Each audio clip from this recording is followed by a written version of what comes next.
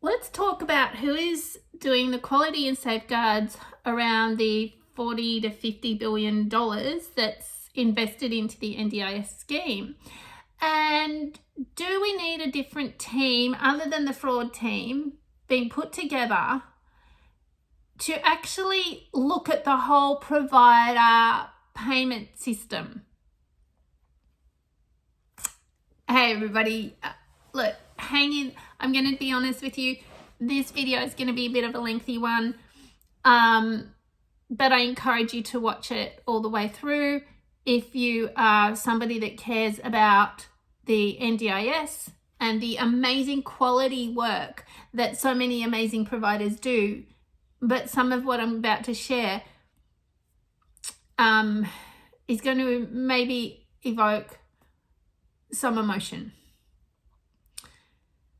I am confused, and I have been part of the NDIS since it started. So for those of you that don't know, I've worked as a support coordinator, and I still do some pro bono support coordination work, a bit of advocacy work with participants or their families.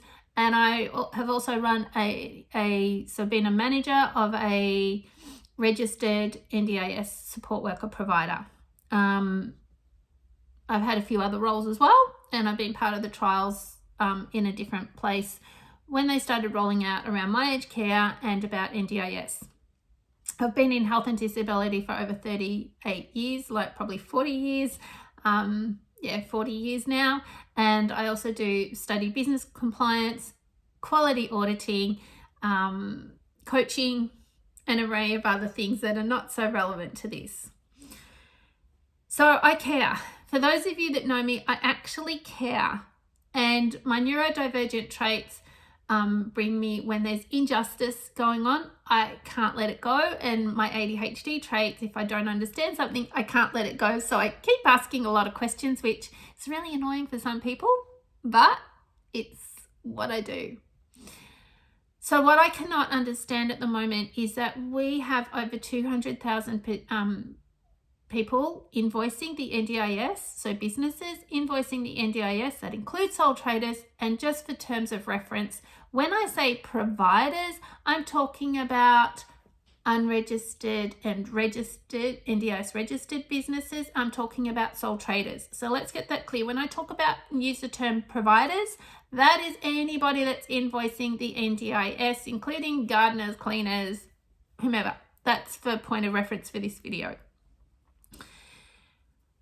We have over 200,000 providers that invoice the NDIS regularly.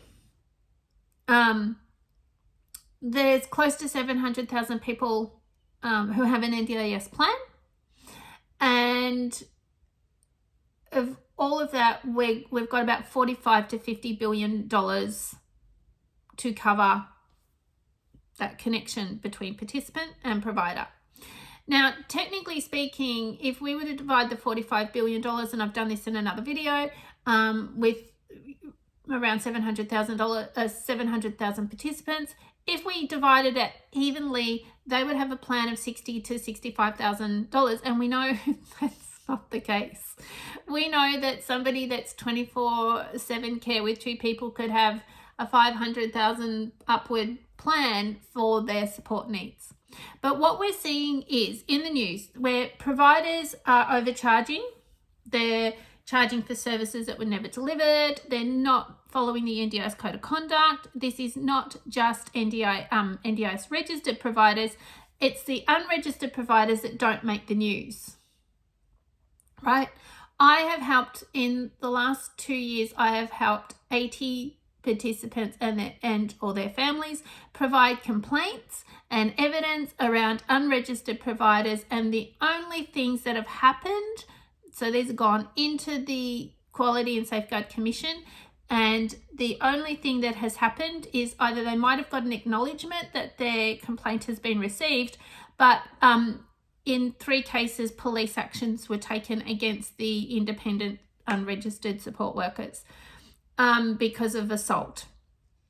But nothing else happened. And I have heard in podcasts where it has been said that to follow up complaints or concerns, with unregistered providers is extremely hard. Now, here's the thing. When I did complaints management for a big Melbourne hospital, we would get the complaint, and sometimes people were so angry, they sent their complaint letter, the same complaint letter. They sent it to us, they sent it to the Health Service Commissioner, they sent it to the media, they sent it to their local MP, and so suddenly that one complaint would go from just us doing a response and an investigation to, oh my gosh, we've now got to meet with the Health Service Commissioner's representative, we've now got to meet with the media was the PR department, and then we might have to talk to the minister, the MP, and then that involved legal and so on and so forth. But we didn't ignore it. We firstly acknowledged the complaint. We then sat down and worked out who we were going to talk to who and what pathway we had to take. Are we dealing with the Health Commissioner and they're going to respond? Are we doing our response? Like, we worked together. We didn't walk away from it. Now, I understand that was a big hospital. But the point was that even when GPs, if a complaint is made, they have to answer it. So here we have a small percentage of the 200 plus providers, so about 5 to 10% are NDIS registered. So does that mean, let's take it as 10%, does that mean that 90% of the providers that are not NDIS registered, when they do something wrong, they can just keep on going and there's no consequences? Because some people, participants, are too scared to speak up for consequences. I had a participant come to me and they wanted to lodge a complaint about their provider. They wanted to end the services. So I helped them draft a letter to politely say, thank you for all your services. We're giving you 2 weeks notice. We no longer need your services. It's been great. And it was a really standard but professional letter. That participant got barraged with nasty text messages, threats, all of this. We had to take it to the police and a restraining order was put in place. All because that support worker, unregistered, got angry and goes, how am I going to live now? What am I going to do? I was relying on that money. That's not professional. Let's talk about the NDIS standard, NDIS code of conduct. All providers, it doesn't matter who you are. You can be the cleaner, the gardener, you can be the still house, you can be whomever, allied health, support worker, nurse. Does not matter. You are to adhere to it. Just like as a business owner, you follow work health and safety legislation, you follow all of this. But no, a lot of unregistered, so not NDIS registered providers go, that does not apply to me. I don't know where the actual problem is, but I do know that a lot of businesses are overcharging or charging for services that they did not deliver, and it's happening by the unregistered providers and the registered providers. I have seen this happen on a regular basis with the participants that have come to me and said, Jackie, half of my funding's gone. The support worker didn't even show up. Where's it all gone? They're not NDIS registered, but these people, and then we go, all right, well, let's call the plan manager and stop authorization so they're not automatically getting paid. But to have to check invoices every single week and approve a payment can be really stressful for someone. The plan manager can only do so much. If a business is NDIS registered, you know that you have to be endorsed by the participant to actually get paid. But apparently, even when someone is unendorsed, they can still put an invoice in and they can still get paid. And when complaints are made about this and it's raised and raised and raised, they keep doing it because it's not stopped. Meanwhile, the participant actually loses out on their support. And yes, I'm angry. Provider-driven overpayments is not okay. Participant-driven overspend is not okay either. So who is checking all of this? And do you need more people? And do we need a fresh approach to how invoices are processed? I get it. It's a lot of work. It's like 700,000 participants, like, that could be having 5 invoices a week in. No, I don't know. I'm just like working that out.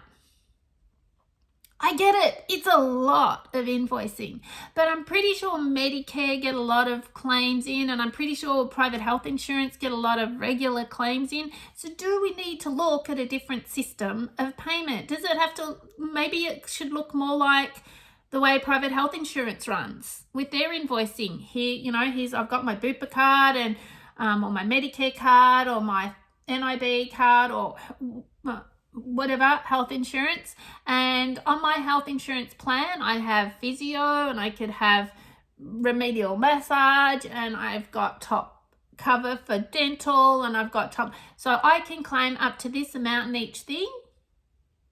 Oh, that's sounding a little bit like an NDIS plan. I can claim X amount. So if I go to a Bupa registered or a Medibank or a NIB or whoever my insurance company is, and I go into a provider, the dentist or the physio or whatever, that can claim from them, and I just show them my card and the system's all set up, I can only go up to a certain amount. And I do know that with Medicare items and with private health fund items, there is a line item. Do we need to adopt that kind of a system? Somehow this overspend of plans, which leaves people out of support, it's starting to leave more people homeless. It's starting to lead to more people in hospitals, and the hospital systems are stretched enough. They can't cope with it. It's re-traumatizing a lot of people. What is the solution? Because all I see and hear every single day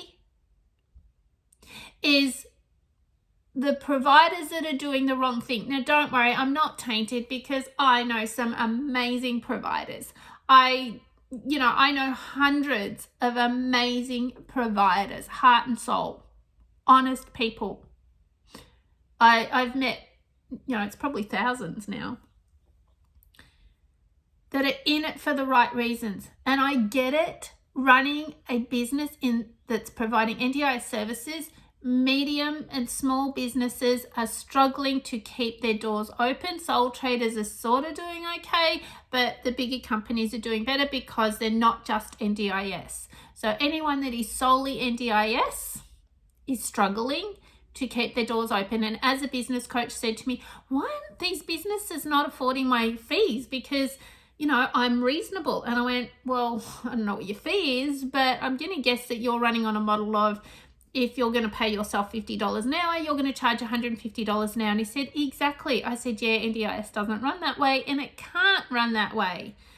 Now, a basic business model, when we set up how to charge for something, we always look at what it's cost to deliver the service or purchase or create the product. And then we add on, think about taxes, and then we think about whatever else has to come out of that, maybe delivery or whatever. It all gets added on, and then to make that profit to go in to cover other business expenses, such as internet or whatever else is needed, it's usually either double to triple. But if you're paying staff average of $50 an hour, including super, you can't invoice $150. You've only got $17 left per hour. And then out of that money, you've got to do your CRM system, your admin team, your business running, such as internet, phone, whatever, work cover.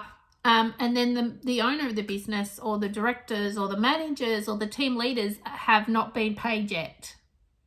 That's all going to come out of $17 an hour. So this is why a lot of businesses are only just holding on by the skin of their teeth to keep their doors open. And they want to grow their business, so they put their marketing plan out and spend lots of money and then go, oh, the return on investment wasn't very good there. That's okay. Live and learn. So my question is, who is going to look at the complaints management system of the NDIS, because a lot of complaints, the people never get an outcome. Apparently, it's harder to follow up on unregistered NDIS providers. We've talked about mandatory registration of all providers. So once again, we know the definition of providers. And yes, sole traders, you are part of that. We've been talking about that for 18 months. Labor is still in power, and they've started the 5-year transition plan. There's the rollout of the NDIS Navigator role, which is leaving us questions around, do the support coordinators have to still get registered or not? And, you know, what is the plan for that? Like, that's meant to start in September, that rollout. We're talking about the framework for plans being changed and how plans are going to look. We're hearing how hard it is to get onto the scheme. We're hearing how hard it is to stay on the scheme. We're hearing how hard it is to keep getting the same amount of money every plan, because we're hearing of plan cuts or reductions in plans. We're seeing even allied health providers are letting me know that there's less funding in plans now, but people still want the same amount of support. Support workers are sharing with me that there's less funding in like core supports. Flexibility and movement of plans is starting to change. All of these things are going on. But how are we safeguarding the access to that money so that it goes to the right people, so that it can continue to go to the right people for them to have the services that they require? Do we need to look at a system that's similar to Medicare or similar to the private health insurance with the card, and this is your plan and this is how much money in your plan you have, this, and this. Here's your card. The provider is registered so they can claim straight away. The line item numbers are there. They just simply put in their code or whatever it is. And that way then there's minimal chances of fraud, because don't get me, I know cards can be stolen and all of that. Let's not go down that rabbit hole. But technically speaking, if I've got a card and I put in my claim for my health insurance to cover X amount, because I've already checked, and we can still use line item numbers. I mean, Medicare does and health insurance companies do. What about a system like that, where the person then feels like they've got a little bit more control, because here's my card and I'm paying for the service on the spot? Sorry, plan managers, I love what you do, and I still think that there is a part in here for you. But these are just ideas that I didn't want to come with just a problem. I wanted to come with a bit of a thought. I do believe that our complaints management system, as part of the commission, the Quality and Safeguards Commission, I understand. Maybe you need a whole new team. I don't know. Maybe you need more people in your team. I don't know. I haven't looked at your systems, but complaints, everybody deserves an answer to a complaint. And I know that if hospitals or GPs or whomever don't complain, then it goes to the health commissioner, and then they're forced to make a response. They have to answer to the commissioner.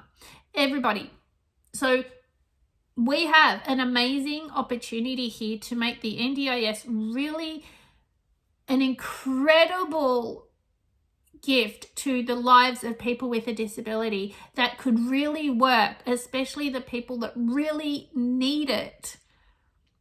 This scheme makes an amazing difference for the everyday life of people. It makes a difference between somebody being able to get out of the house or being confined to the house. It makes a difference in confidence building to be able to help navigate social settings. And we are humans, so connection is part of that. It has amazing opportunity to help build some capacity for somebody that maybe thought that as their MS progressed, they weren't going to be able to keep walking for as long as they could. Or their Parkinson's. For the child or the people with autism that start to have language development because of the quality of the service of the speech therapist and then the support worker working with them on that as well. What about where people have learnt to cook basic things that they can now have this independence to do this for themselves that they really didn't have the confidence to do, but the support worker got them to that point. Sure, the support worker may have done themselves out of a job, but isn't that great? Isn't that amazing? What about the people that can get out of bed because they have the team to help them get out of bed and their loved ones are not getting burnt out? So their relationship with their family is still good because their family actually go, oh, great, Mary's here to help you get out of bed today. I'm just going to go and have that massage because I'm really tired. Isn't that a good thing? I just wanted to raise this as a how can we fix the NDIS, because it's really, from my perspective, broken, and I deal with the phone calls from participants and families every day and the providers, and honestly, that is not my business. My business is business and personal empowerment coaching, and yes, I run events, and yes, I help businesses set up, yes, I help businesses go through audits and all those amazing things. But my business is not free. My services are not free, but I'm spending a lot of time helping people for free because I care, but I can't keep doing that. I'm getting burnt out from every day hearing how horribly somebody has been treated, how they've been left in horrible situations because their support worker couldn't be bothered to show up on time. How they can no longer have physios, so they're getting muscle spasms and pain and it's harder to work, or they only get 6 physio appointments in a year, which made a big difference to them, their muscles not atrophying and things like that, and they can hardly move when it gets really cold because the funding in their plan was reduced.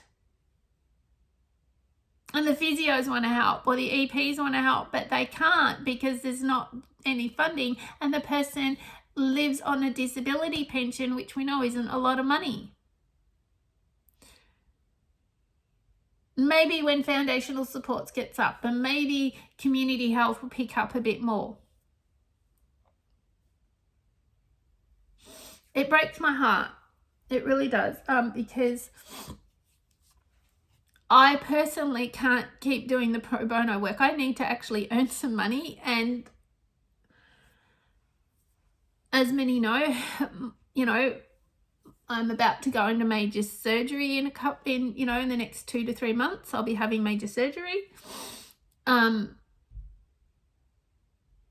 trying to find a solution that works, but I'm not the NDIS. I am not the NDIA. I am not the Quality and Safeguards Commissioner. I am none of those people. I'm not a politician.